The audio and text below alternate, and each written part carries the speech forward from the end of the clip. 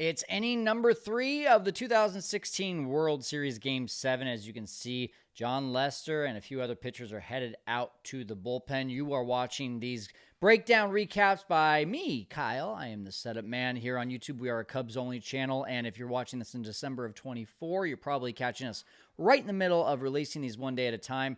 If you're watching after, good news, you can binge all of these innings 1 through 10 of the 2016 Game 7 World Series Cubs and Indians. But one interesting note about this, if you haven't watched Game 7, which is a great documentary on Amazon Prime, I encourage you to go watch it. They actually talk about, Joe Buck and a couple of the broadcasters talk about how Joe Maddon had this really set plan going into Game 7 of the World Series. It was going to be Kyle Hendricks, followed by Jon Lester to start an inning. That's a keynote. And then Aroldis Chapman. And he was hoping he could just end it there. And those 3 pitchers, boom, bang, we've got a Game 7 World Series win. We can go celebrate. As we all know, it didn't quite work out that way. But as you can see, it's already some bullpen action in just inning number 3, as Kyle Hendricks had to labor a little bit after a pickoff and a couple batters in the second inning. And he doesn't get a whole lot of time to rest either, because the Cubs go down 1-2-3 in the top of the third. And even though Kyle Schwarber did get a base hit here, he thought he was a little faster than he really was. Way to test that ACL, Kyle. Smart move. So Kyle Hendricks has to go out there from one Kyle to another, and he's greeted rather rudely with Coco Crisp doubling down the line, so the Cubs are already in some trouble here in the top of the third. Leadoff double, Coco Crisp, and they're going to bunt.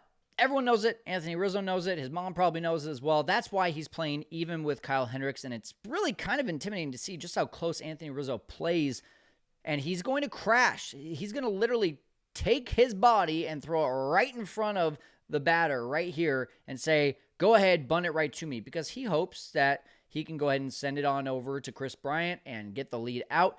Typically, the way that this usually would have worked is that Kris Bryant would break, and then your shortstop, Addison Russell, would cover third base if it's hit too hard to Bryant or hit too hard to Hendricks or maybe too hard to first base where Anthony Rizzo would be. But Anthony Rizzo and Joe Maddon, they all have this other plan of just sacrificing Anthony Rizzo's body. So watch as he just crashes in on this bunt, and that's where he ends up. I mean, literally, as that ball is hitting Wilson Contreras' glove, look at how close Anthony Rizzo is. If Perez pulls back the bat and hits a line drive, it's going to take Anthony Rizzo's head off. But they're that confident that he's bunting, so he does it again on the second pitch. And you just can't field that kind of bunt. That's a great bunt by Perez. So still gets Coco Crisp over to third, and on a 1-0 pitch, Kyle Hendricks tries to sneak a curveball in, but that never worked out too well for him. That's a hanging curveball, and Santana has a RBI single. So, okay, keep it at 1-1. It's a tie game. Keep it at 1-1. We got 1 out, man on first. Not a big deal. And it looks like that's what's going to happen. Kipnis with a routine double play ball. He's not fast, but that bad bounce, and then Baez. There was just a lot happening there. So when you watch the replay here, you'll see this ball really kicked down. It didn't go up. As you can see there, Russell is ready for that thing to basically take a hop right to his belt, but it stays down. He stays with it.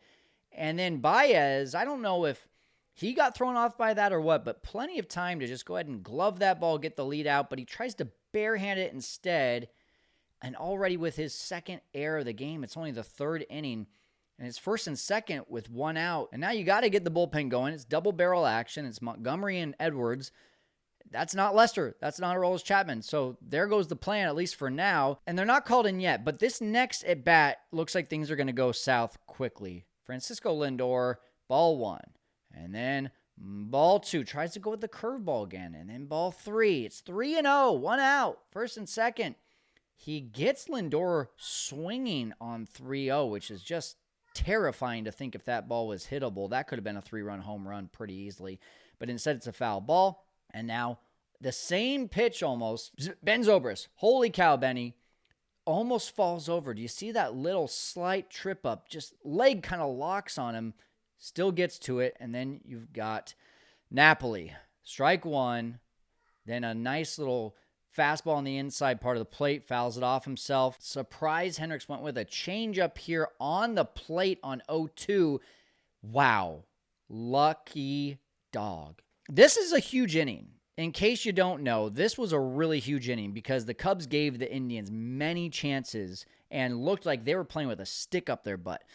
You got Zobrist almost falling over. You got Baez trying to barehand a ball. You got Addison Russell almost letting a ball get through his legs.